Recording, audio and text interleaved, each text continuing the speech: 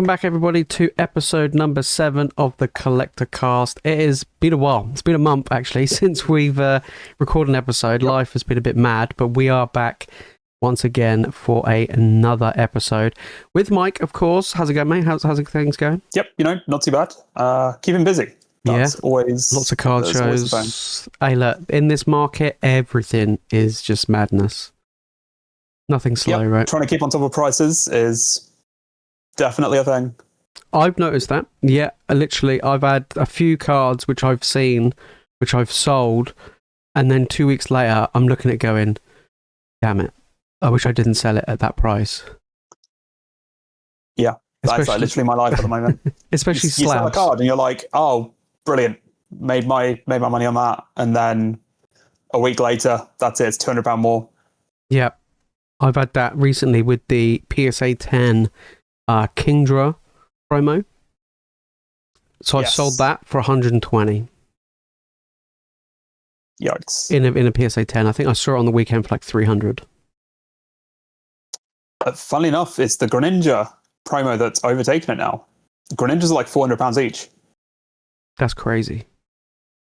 Yeah, for a box promo. A modern box promo. Yeah. For a set that people don't like. Yeah, well, I mean, you try and buy a sealed box now, they're £100 and something, right? Are they? Damn. Yeah. That is crazy. You throw away the boosters, you just take the raw card. You throw away the boosters. You rip them like an absolute dgem. But like, what value are you even opening in those boosters? You can get a Persian. Which has dropped in price. Yeah, but still. Well, about the only things that have dropped in price are from that set. Yeah, but you know full well you're going to get that promo and it's going to get a 9. Yeah, sure. I think the 9 you still break even though. So I mean, I had a 9 in the Greninja and a 10 in the Kingdra. And I sold them both. I sold the Greninja for 50 quid in a 9. Yeah, that was kind of rough. I think I'm sitting on like 3 of the Greninjas and 2 of the Kingdras at the moment. I might PC one of each. See, I sold that Alakazam Secret Rep from Fates Collide in a 9, PSA 9. Sold it for 300. Literally saw one at the show. We'll get to this in a minute, but last week I saw one at a show, 435. And I said to him, I was like, what? I was like, holy crap. I was like, this has got loads. I literally just sold one for 300. And he was like, yeah. He's like, it's price is going up through the roof for this one now. And I was like, oh, okay. And I literally looked recently last sold on eBay, and the last one sold was mine. So I literally turned around and said to him, I was like, so why is that one £135 more? Right. Now, bearing in mind, when I sold mine for 300, the one prior to that sold for like 270 or 280, something like that. So mine was literally like 10, 15% more than the last sold. His was £135 more. And I was literally like, how is that 435? And he was like, well, and it had like lots of stickers put on it, so it was clearly constantly being repriced. And he was like, he's like, today I did have it at like 350. So throughout the day, he just kept putting the price up and up and up and up and up. And I was just like, what? And I was like, so why is it now 435 if the recent one sold was 300? And he was like, really? He's like, was it? He goes, no, it sold more than that. It sold more than that. And he showed me a listing from the US, which was still not that much more than mine sold anyway. He was nowhere near the 435. But I'm like, I was like, I know why the most recently sold one in the UK is 300, because it was mine. And it was quite funny. And he was just like, oh, okay. And I was like, yeah, maybe you should put your price back down to 350 and hopefully try and shift that. It was quite funny. Yeah, I don't understand it sometimes when, the prices do move up from sales. That makes sense. Mm-hmm. But if you've had to restick your card 4 different times, well, maybe no one wants it. Have you ever thought about that? And then the quickest way to get rid of a card no one wants is just to sell it under market. Yeah. Under a booming market as well. Because you're still making money on it as a vendor.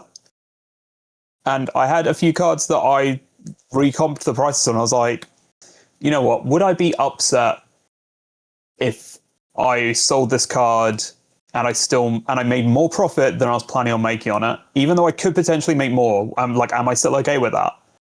Yeah. And the answer was, yeah. yeah, I'm fine with just taking profit because it'll move faster. Yeah, Who knows? exactly. Like that Arcanum's going to be sitting in his case for 4 or 5 months. Yep. And fine, yeah, he might make an extra. It took me £100 ages to shift that. Like, I had that listed since. Oh my days! I think I've had that for about. I think it's been on eBay for 6 months. Sheesh, And I had so many people go, like, try to offer a lot lower, right? Oh, yeah, we do have 220, 230, you know, whatever. And I'm like, no, I'll stick to 300. I'm happy with 300. I don't mind weighing, whatever. So the fact is he had it for 435 is crazy. And the fact is that I'm like, surely you would make it cheaper, right? If it's not shifting and you want it, and like, I'm like, he clearly doesn't want to sell it. That's why he's putting the price up. He clearly has got no intention of getting rid of that slab. So he's just pricing it up. It's kind of hard with some cards in a booming market to take less than what like last solds are on it. Yeah, I mean, I feel you there, but also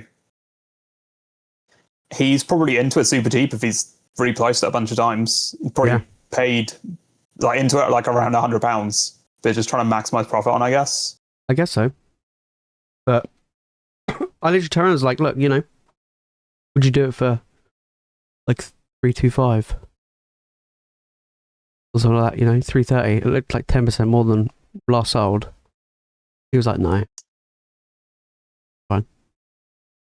Can't work with people like that. Yeah, because I was going to trade into it because he, you know, well, we'll go back to anyway. But that's even better for him then. Yeah, so basically so last weekend I was going to do a buyer POV, went to the Swindon card show, which is local to me, and I was going to do a buyer POV, but they had music playing. It was so goddamn loud, right? And it was all copyright music. I mean, it was great, but I couldn't record anything because it would just get claimed. So I was like, okay, this is just not working. And it was super busy. It was sold out. There was a lot of vendors there. There was a lot of first-time vendors there, like talking to people. And there was actually, I tell you what, there was actually a variety of TCGs, which I was actually quite surprised. There was one table dedicated to Magic the Gathering. There was one table dedicated to Lorcana. There was one for Yu-Gi-Oh! And I think I saw 2 for One Piece. Which was quite a nice, yeah, nice to see. But out of how many tables is that though? Like maybe 40 to 50 vendors, I would say. Okay. I'll say about 10%. Yeah, so about 10%. Yeah, that's not too bad. Yeah, I'll say about 10%. There was the one guy that did sports. No one, like barely anybody was there. But pretty much Pokemon. I tell you what, there was a lot more sealed that I saw at this event than most card shows that I've been to recently. And when I'm talking about sealed, I mean like there was some that were selling like cases or booster boxes, but there were people that were literally selling like loose booster bundles, EX boxes, pins, like you name it, all the small stuff that they've clearly got from retail stores at retail that they were only able to pick up one-offs because that was the limit that the stores put in. That's basically what they were doing. And you can just reasonably flip something for a little bit of profit, then it kind of makes sense. Yeah. And like, there were some people there that had just sealed, and it was kind of like that. They had like 2 tables. It was just full of these random miscellaneous products that they've clearly picked up from different places that they want to sell for profit. Okay, I'm not so a fan of that. Yeah, some of them were questionable, the pricing. There was one store that had loads of singles. Oh my days, it was the 2 of the really nice cabinets, the ones that you use.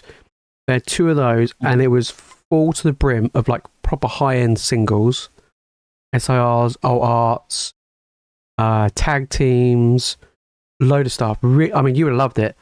Didn't have a single price on any of them. Yeah. Not a single one. So I'm there like looking, I'm like, okay, and I ask them like, what's the price you're doing for this? What's the price you're doing for that? And they're like, oh, we need to check. We'll have a look. Like, whichever card you're after, we'll have a look at recently sold and go from there. I'm like, that's just lazy. Oh yeah, everything's for sale at market.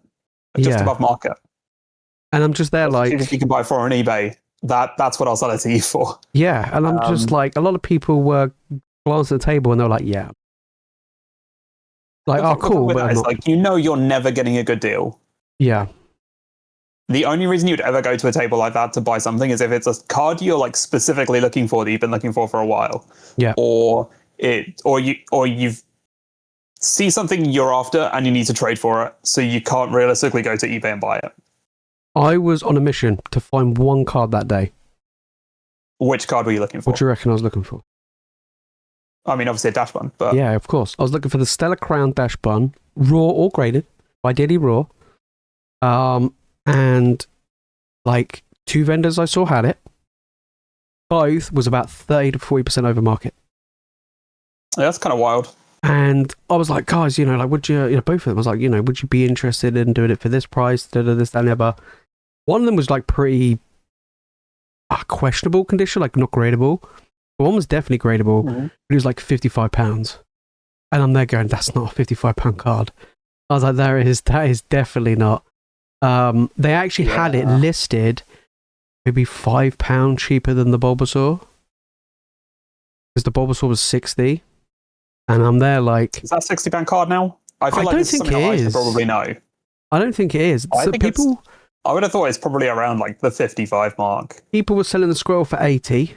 The Squirrel was £80 raw. Squirtle for 80? Yeah. Wow, I think I had my Squirrels like 50 something at the weekend. Yeah, they were £80. That's wild. Quite a few had them for 80. Maybe I'm underpriced. You're now like, I'm going to redo mine. Yeah, I'm going to have to recomp it for the weekend, clearly, if everyone else is charging that much. I mean, like, you can buy a Squirtle at the moment on eBay for like £58. Wow, it's 80. 60 something including shipping, yeah. Yeah, there were some cards. Mewtwo V-Star from Crown Zenith. Card's gone crazy as well, yeah. Cheapest I saw at the card show raw was $175. Yeah, I actually had another, not this current show, but the last show, I had another vendor come to my table and tell me that I needed to put the price up on my Mewtwo V-Star in an Ace 9 because I was at raw value on it. I was like, yeah, but you're like, it's an Ace 9. Yeah, I just want to get rid of it. Yeah, I really don't mind selling it for raw value. I mean, I've looked at the card. It's not going to PSA 10. It's not going to Ace 10 if I resubmit it. It's got like a dig on an edge and a dig on a corner. Like, it's a solid 9. Yeah. Why would anyone pay more for this over any raw version that they can find anywhere else, unless they're specifically looking for a graded version and they don't want to have to wait to get it graded? That's like the only reason anyone would pay a premium for it. So I said to them, I was just like, I think I'm just going to leave it where it is because it just doesn't make any sense to move it. And then I had someone else tell me the same thing, like an hour and a bit later. I was like, well, surely if it's underpriced, you should buy it. There was a few vendors... This is where you're like, yeah, I do this. But no, there's a few vendors which, again, questionable, where I asked them for the pricing on stuff, and it'd be over market. And their logic is, this card's going to go up. This card's going to explode. And I'm there like, oh, okay. And I turned and I was like, why hasn't it? And they're like, oh no, but it's going to. And it'd be like 20% over. Yeah. Yeah. And I tell you what, I'm gonna go on a limb. I'm gonna say this, right?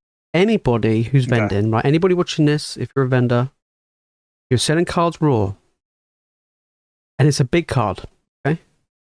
And you're telling people that this is a PSA 10 worthy card, right? PSA 10 ready, which is a couple of people said to me. They're charging more than everybody else, way over market. Why aren't you grading it yourself? Okay.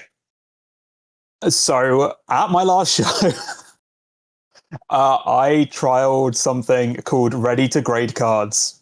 Yeah. So they are cards that I had in my PSA grading pile. Yeah. But they're super niche.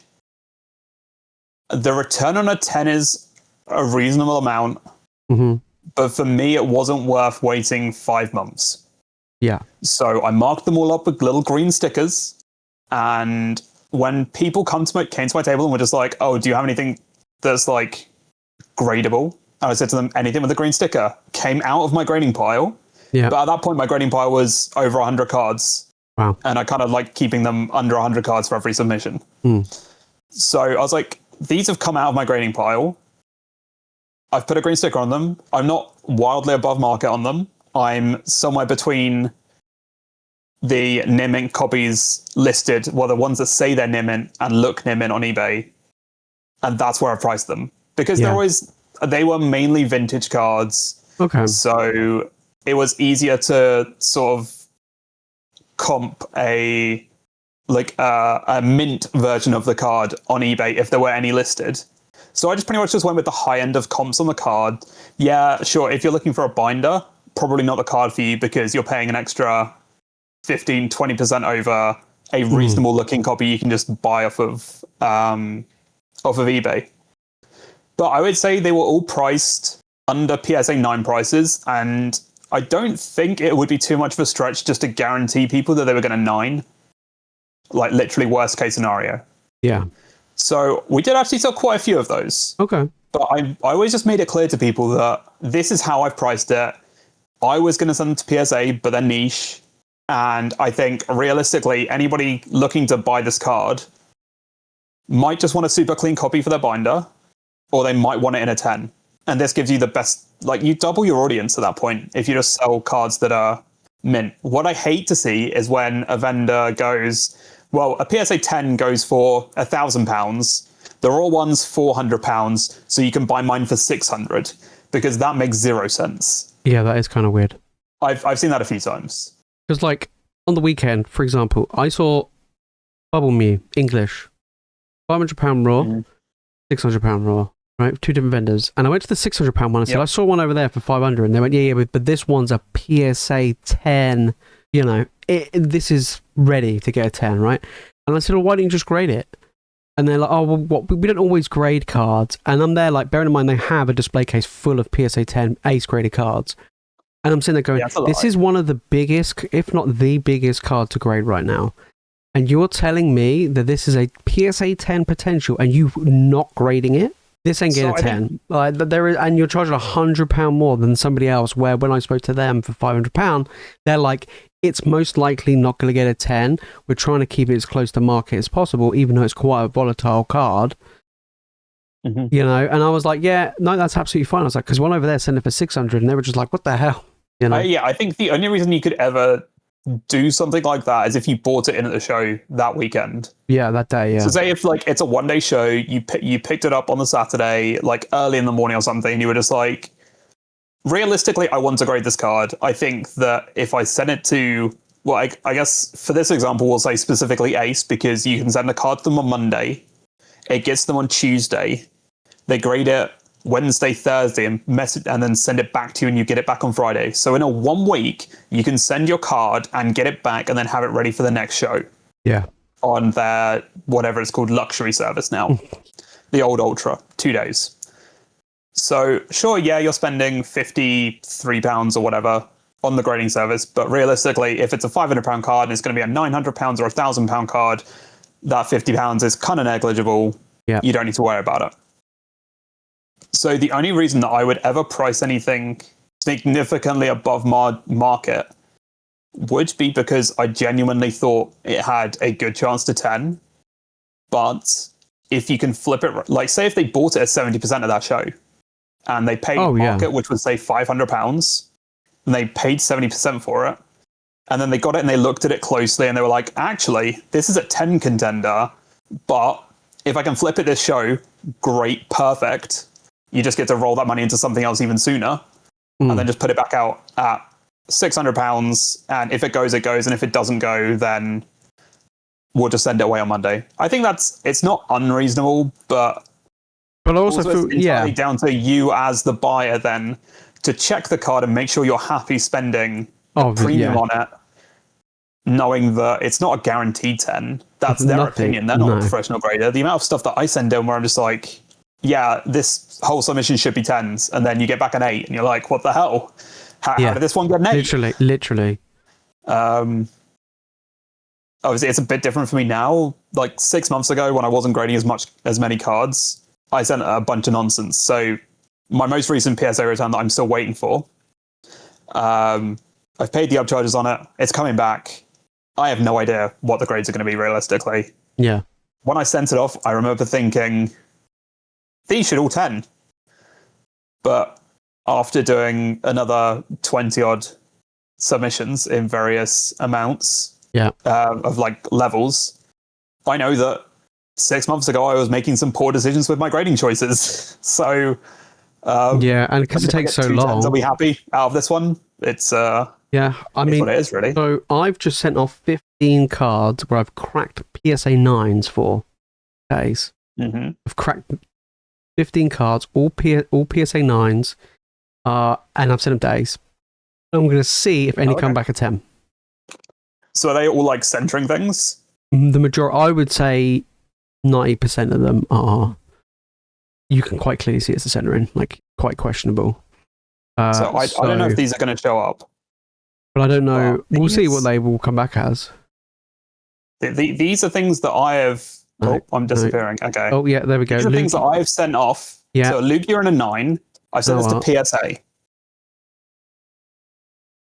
No. Where was that one? Pikachu EX in a 1. Oh, was that the one Surgeon Sparks? That was my one, yeah.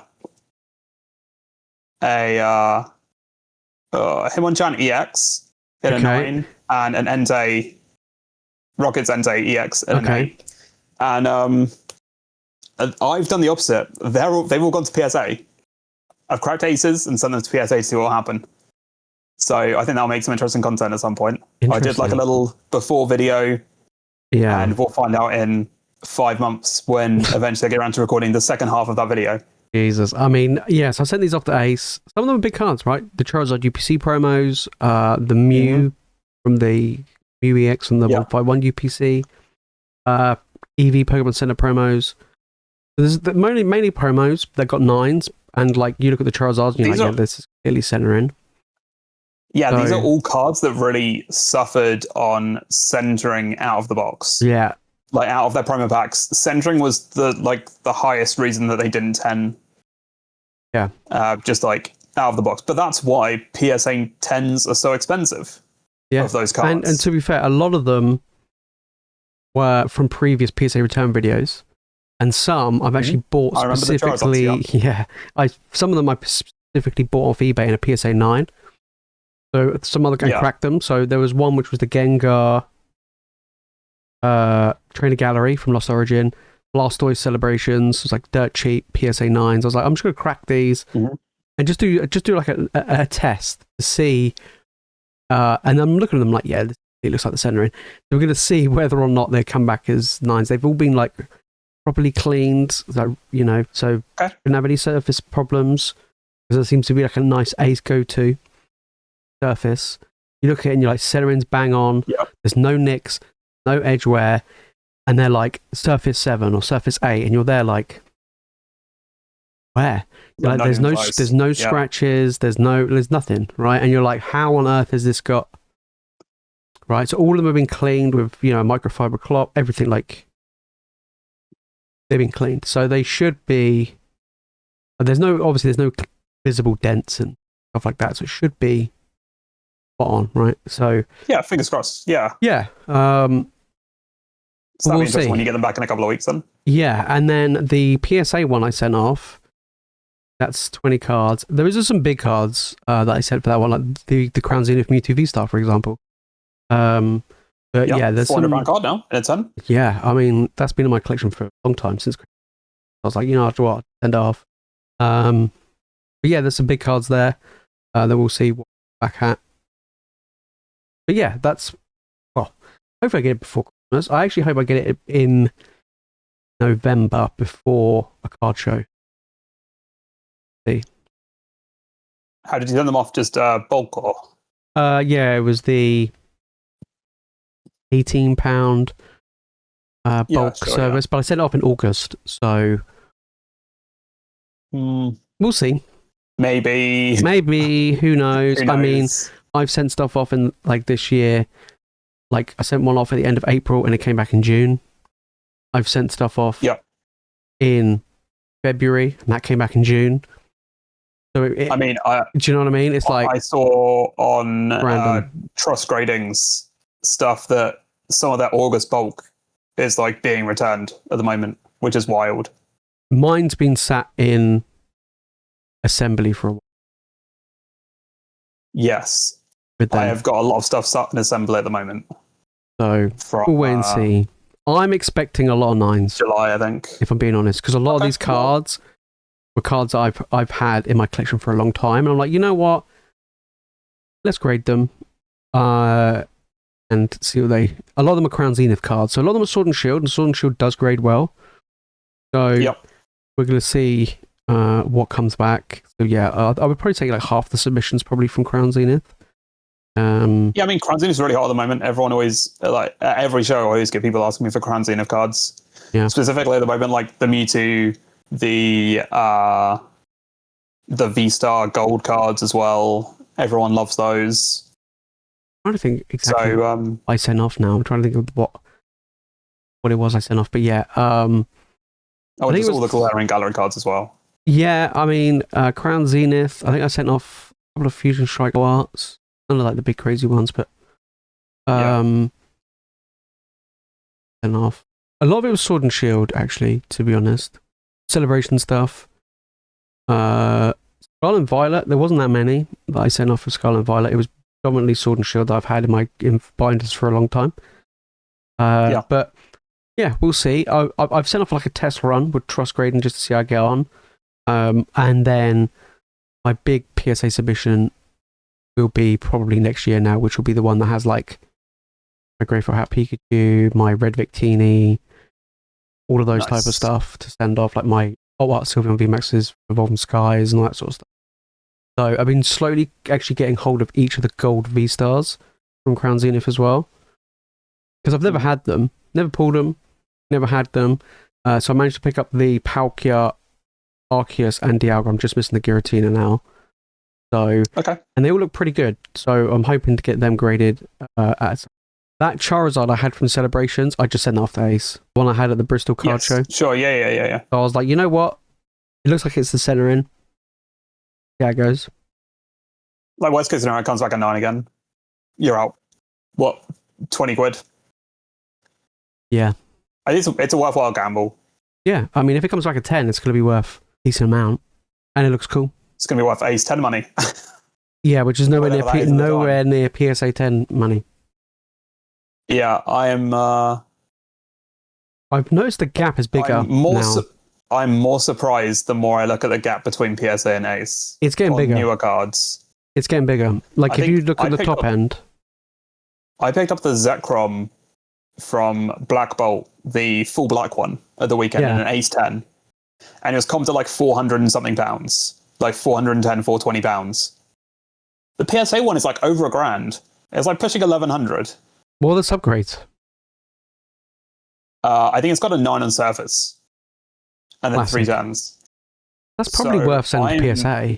I'm very tempted to try and cross-grade it. But I'm waiting to see what I sent a Team Rockets Mewtwo from Destined Rivals to cross-grade with PSA from Ace. Was that the one that I spotted at the London card show that you had out? Was it that one?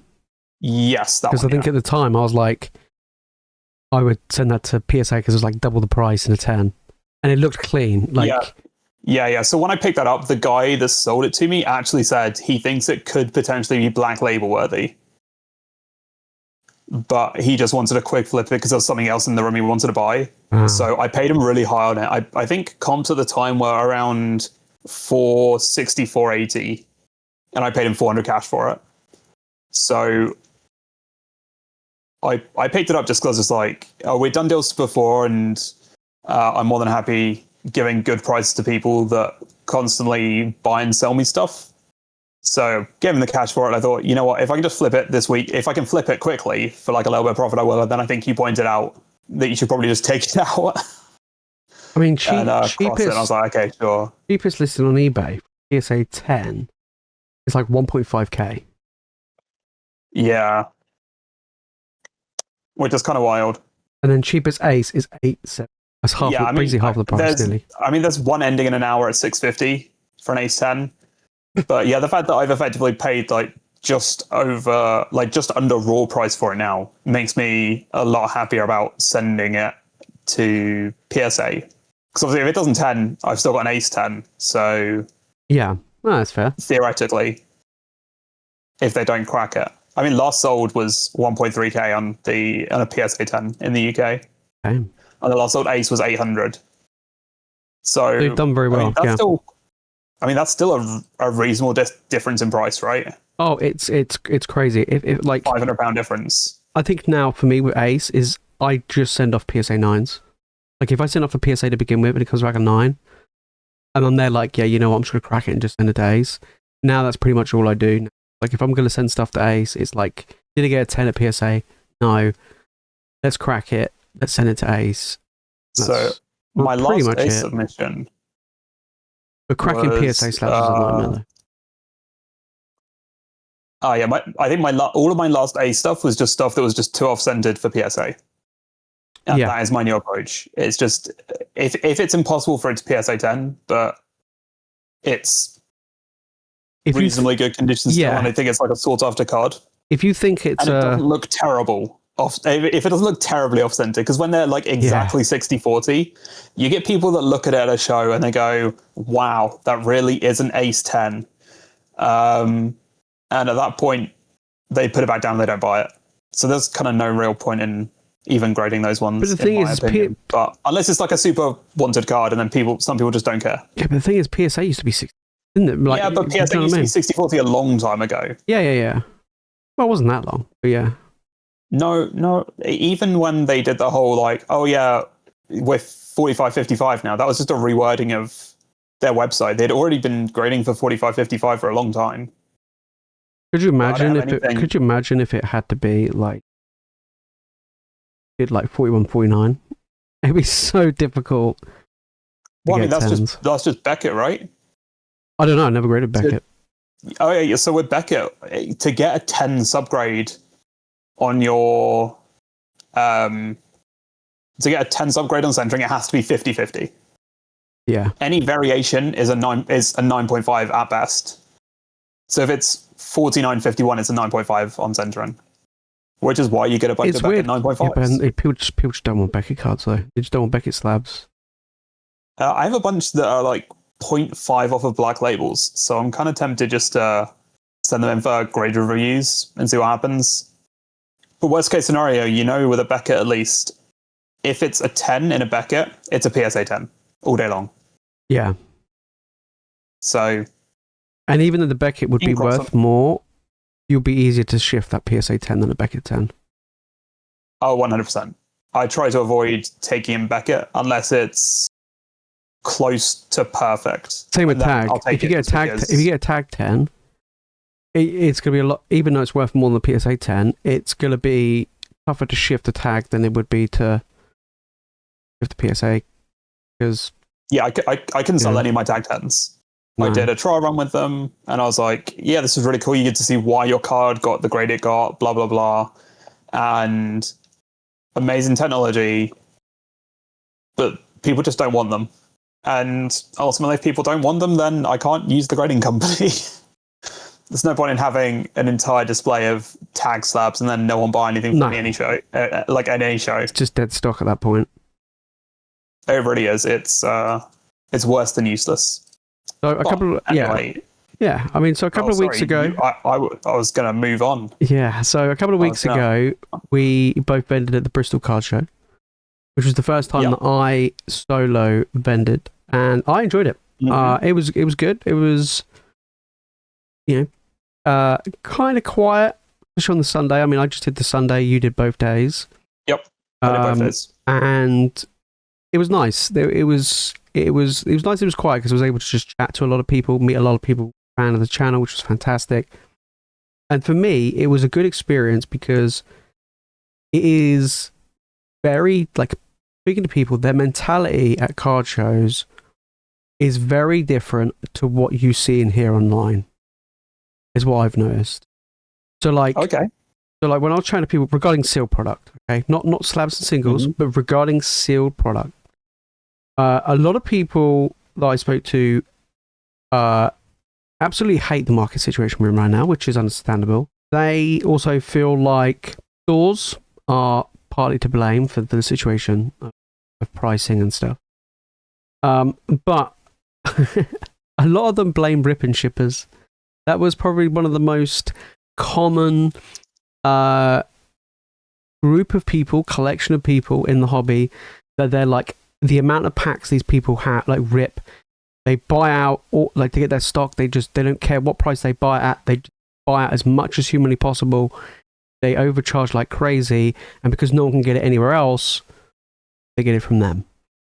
And I'm like, yeah, I mean, sure. I mean, we've mentioned it before, where when it comes to certain seal product, there's not many listings on eBay, especially here in the UK, of certain stuff. All it takes is one individual, and they'll just buy all of them, and then charge whatever they want, right? So, and we've seen ourselves with price on whatnot, right? Like the amount of money people paying. So that was one of their consensus, which was kind of interesting. Another one, a few people, like regarding singles, are definitely saying there's a lot of manipulation going on from the US. So specifically on places like TCG Player, when they're talking to me about certain cards randomly spiking up in price. I mean, by the way, this was before, I don't know if you've seen, you probably have, but did you see the TikTok video of the Solosis from Black Bolt? Yeah. Right, and there's another one with a Palpitoad and all this sort of stuff. There's random cards that are getting absolutely pumped just for the lols, right? And a lot of it is happening in the US. You just go on TCG Player, you just go on there, you buy everything, and then boom, the price goes up. So they're blaming what's happening over there to what's happening here, and obviously here, because we have a lot less supply, prices are naturally cheaper for most things than it is over in the US anyway. So it goes even higher here. That was definitely one of them. They were saying there were a lot of cards that were just stupidly hyped or bought out that they didn't understand. And then apart from that, I mean, I would say the majority of people on my table around me wasn't interested in slabs that much unless they were cheap slabs, and they weren't interested in buying that many like high-end singles. There was a lot of people loved rummaging through binders. Now, I don't know whether or not that is a UK thing, because it always reminds me back in the day we used to like rummage through little bargain boxes and stuff like that at car boot sales and stuff like that. We usually, we just love a good bargain, right? I think that's what a lot of people like to do. They love just to rummage through the binders, pick out some raw cards, that are worth under £5 and get what they want, right? For their collection. They don't care about grading. They don't care about anything. They just want their favorite stuff. And there's a load of people that I was talking to, and it was quite nice. Like, they had, like, maybe not even like a certain Pokemon, but like a certain theme. I mean, there was one person that came up to me, and they were literally looking for any just cat Pokemon. They're like, I don't care what Pokemon it is. I collect cats. I have loads of cats at home, and I'll just ask the cats. And it's okay, cool. And they're just putting out whatever. They don't care. So that was kind of interesting to see. People like, you have these big flashy cards. Speaking of other vendors of the show, again, they're like, problem is with grading, is people don't normally come up and buy the graded stuff. It's normally traded between other vendors. You don't really get an individual come up to you going, yeah, I'll buy this £1,500 slab. Right? It's normally another vendor coming up to you and trying to trade him for it. There might be, and if it is, someone does have maybe a little bit more money, they won't buy it from you. They'll probably trade towards something more expensive. But most of the time, those high-end stuff tend to just move between vendors. So it's really, really interesting to see. I mean, for me, my experience, a lot of the money that I made that day was from low-end stuff. Mm-hmm. It was like, I would say if you had to go for average sale, I think it worked out at like per card basis, it was probably like maybe £5, I would say. But it was just, and on the day, I think I did about 400 and something in sales, in cash and card, and then I did about 600 in trade. So, my first ever card show, not bad. Okay, so for you would consider that show a successful show then? Absolutely, yeah. I'm always interested to see people's opinions on card shows sometimes, because I was talking to my business partner Matt through the show on Saturday, and we were discussing what makes the show successful for you.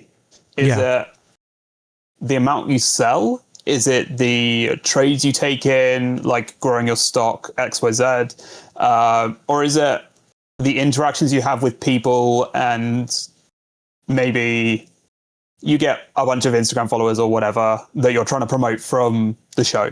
Yeah. So it's really interesting to see your thought that you thought that the show was really good because you effectively did £400 in sales, and then you increased your inventory by a few £100. Yep. Is that right? Yeah. So I would say for me, so basically, I would say I took with me, I don't know, like between slabs and singles, after price everything, I probably took around about 6k worth of stock. And I came, and after selling about £400 worth, I came back with a higher value than what I turned up with. Yeah, right? So 90 is my inventory grown, but I managed to shift stuff, which is great. And not only that, meeting people, which obviously was fantastic.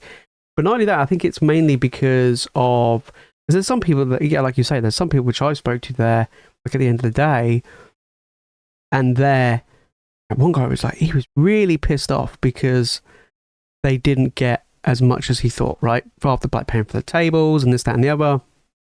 And I'm there like, they had like 2 tables, they had quite a lot of stock. And I'm like, how much did you do? And they're like, did like 3k in sales, and they did, however much in trade, like, a couple of thousand in trade. And I'm like, you've paid just over £100 for 2 tables. And I'm there like, how is that bad? You know what I mean? Like, I'm like, how is that a bad day? I'm like, you met loads of people, you've shifted a load of stuff, you got a load of stuff. Like, surely that's a good day, right? But it all depends. Everybody's got their own vision of, like, to me, it was my first ever show. I had, like, prior was when I helped you at the London card show, and that was super busy. And I felt like what I did for what I had was good because of footfall as well, because it did feel like there was a lot less people. I'm like, you know what? I think that was fine. Whereas like last Sunday when I went to the Swindon one, where it was super packed, it was busy, everyone's all in the same hall, it was just tons and tons of people per table.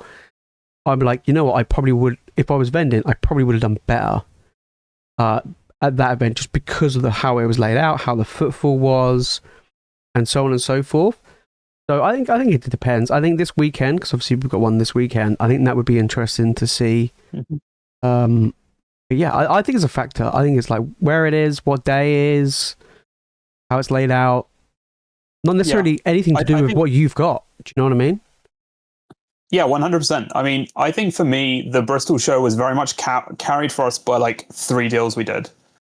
I would say for us personally, as full-time vendors, it was a very medium show. And we did very similar numbers to the other vendor you had spoken to, who said it was a pretty bad weekend for them. We did around about like between 3 and 4k in sales. And then I think we were up maybe £1,600 in inventory at the end of the weekend. So the main problem is when you're looking at it from a pure business standpoint, obviously for anyone that's sort of, you get a lot of vendors now that are doing it as a side hustle. Like they've got their regular 9 to 5 and then they're doing like the weekend vend and stuff rather than running it as a full-time business. And I fully agree that, yeah, sure, making £600 in sales or whatever and growing your inventory, like that's a perfect weekend for the majority of people vending. Yeah. Like you've spent 60 odd pounds on the table, I think it was, for that show. Travel, everything, it's not too far for you to get to, whatever. So maybe including food and everything, like you're into the show for like £100. So anything you sell is just pure gravy above that £100. Assuming it's stuff that you are just going to sell on eBay anyway, or was just going to end up sitting in a binder as well, as is generally the way it goes for most people. But the way I have to keep on looking at it is it's just like, well, can I afford to pay myself at the end of the month if we have multiple shows like that, because obviously, although we did like 3.5, 4K in sales, like only 20% of that's profit. So realistically, that's all that can really come out to give me a wage out of the sales. And then if you're doing that, you're just sort of stagnating you can't grow as a company if you're effectively pulling out the minimum, which is actually the maximum that you can possibly pull out. And it's just the minimum for you to survive or whatever. So I think we took maybe between 60 and 70K worth of stock to that show. Damn. So it was, I think the layout definitely hurt the show. It was split into 8 or 9 different little rooms. Yeah. You were in one of the bigger rooms, so I think that probably really helped your sales. I think if you were in one of the back rooms, maybe you would have had a worse day. Yeah, 100%. We weren't like completely out of the way, but also we weren't exactly in a great room. And then, like I said, like our day was pretty much salvaged by 3 deals we did.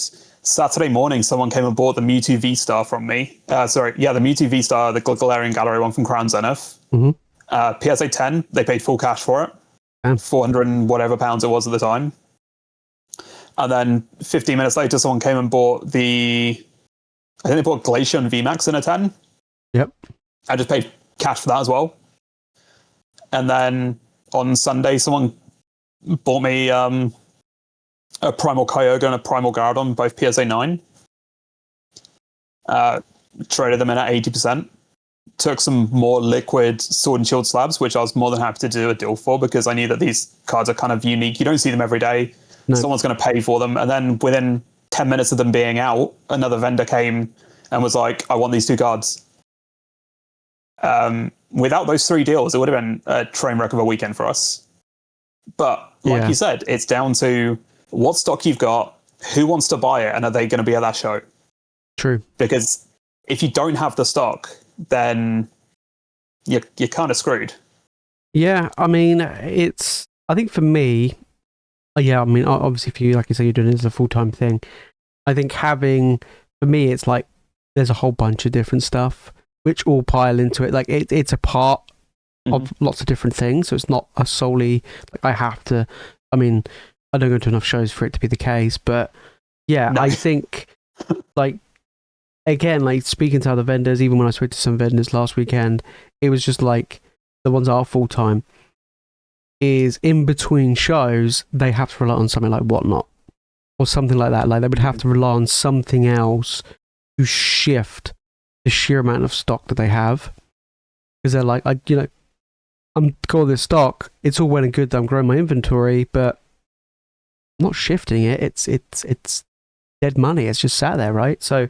Oh, it really is, yeah. They basically go, yeah, right, we'll just do the auctions. Because the thing is, I worked out for me, obviously it depends how much, you sell on the weekend, but even for me on that Bristol one, the cost of everything, like the table, travel, everything else, it worked out about 20% of what I took in sales, right?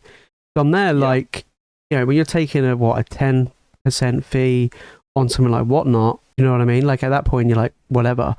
So, and usually as a rule, people overcharge on Whatnot anyway, but, so I can understand them. Yeah, I can understand where people use a platform like that. Because again, on eBay, it takes ages to list stuff on eBay. It's an absolute pain. It can be sat there for a while. And do you know what I mean? Whereas they use that as a quick, boom, let's shift stuff as quick as possible. Like, I even saw people on the day on Sunday, and they literally went live that evening to sell the stuff that they got at the show, just because they just needed to shift stuff as quick as possible. The guys opposite me at Bristol, like half their team wasn't there in the morning because they were live on Whatnot. Yeah. So they Whatnot streamed on Sunday morning and then came to the show in the afternoon. So they had just one guy there doing the sales and buying stuff in. And I'm upset that I don't do well on Whatnot. And if I could do well, I'd probably stream like every day, because I've got enough stock for it. But I don't know, I just struggle with the platform. I don't know, selling stuff at like above market. I don't want when people pay above market for my stuff. No. Especially if it's just random cards. But Yeah, I'm going to like give it another binder one. stuff. See what happens. I took a bunch of stuff this weekend that I wouldn't normally take. Yeah. So, because it was going, they wanted some cards I was into fairly cheap. So, I mean, realistically, it's just going to be a massive gamble on my end. If it works out, works out. And if it doesn't, it's only cost me like a small percentage of realistically what all the cards are worth. Yeah. So, we'll see what happens. That'll probably be at some point next month once I get everything else sorted. So, I've got a few more shows to buy more cards just to have a bigger selection, really. Yeah. See what works and see what doesn't work, I guess. But overall, I enjoyed it. I thought it was pretty good. And I'm looking forward to doing more. It was a fun weekend, worst case scenario. We've got one coming up. Well, you've got two this weekend. So is there anything in particular that... So we were going to talk about what's like hot and not right now. So is there anything in particular that you think is super spicy to pick up that people are not really interested in? Because there's definitely some things we talked about before we were doing this where people were already offloading certain types of cards because they felt like they're not hotness right now. You've uploaded some stuff as well, so it's just like... Yeah, so I've liquidated all my gold stars. I think I was very happy with the recent price gains I'd had in them. Like, maybe I'm wrong. Maybe they're going to carry on going up. But, I mean, realistically, if you're making 100% on a card, you should probably just get out of it and then put the money into something new. Because your percentage gains from that point onwards are going to be significantly smaller than what you've already made. So, yeah, just move on from there. Tag teams seem to be on the way out at the moment. Is that all languages or just specifically English? I think the Japanese ones are still pretty undervalued. Okay. Personally. I mean, they're quite cheap, actually. The price of the English ones, they are really cheap. So if you like the artwork and you just want to get hold of a tag team and you don't mind about language, like Japanese is definitely the way to go, and you'll be able to move it later. Obviously, Chinese ones, you're probably going to find it very hard to sell later, but they're also significantly cheaper than the Japanese ones. Yeah. They're sort of like the two mass exoduses I have seen in the market recently are the tag teams and gold stars. Gold stars are pretty much just moving vendor to vendor. It feels like. Yeah. I sold one at a show. We had like 5. I sold one at a show, and then the other 4 just went to other vendors. Okay. I took 80% market and trade on them, or 85% market and trade on them, I think. But that still put me over 100% profit on each of them. So it was very hard not to take that, not to take those deals.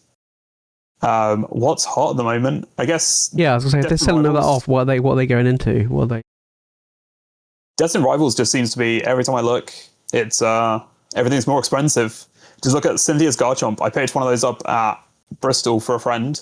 Yep. It was the cleanest copy I've seen. I think it's like a 99% War 10. And I gave it to him at what I paid for it because it was the last card he needed for his master set. Yeah. And then a week later, now a 10's worth like over $1,000. But before, a 10, I think the card was selling for 190. I bought it from another vendor at 190. I sold it to him at 190. And now I think that's significantly more expensive. A 10 was only going for like £400. So I thought, you know what? I'll let you have this one. Yep. It's the last card you need. You've been looking for it for a while, and I know he definitely has been looking for it. And I was just like, it's gradable, and it's going to go in your binder, and that's fine, because it's only £400 in a 10, and I'm going to wait 6 months to get it back. And now it's £1,000. I'm really upset about that one. But Destined Rivals seems to sell for us like literally every show. So any of that stuff we can't ever keep in stock because no one's selling it either. No one's selling it to us. We'll get like the odd like illustration rare. Mm-hmm. But we won't ever get the SIRs given to us at shows. Probably because it's so, 1, difficult to pull and 2, expensive to buy. Are you really going to be buying one of the boxes off eBay for £360 just to rip it? Probably not. No. And that and Crown Zenith also super hot. Okay. Illustration rares as a whole? Zenith every show. I think illustration rares are kind of a little bit all over the place. There are a couple that we get asked for a lot, but they're generally the ones that are really hard to grade in 10s, and people are looking for them in PSA 10s. Unfortunately, they are all locked in a drawer.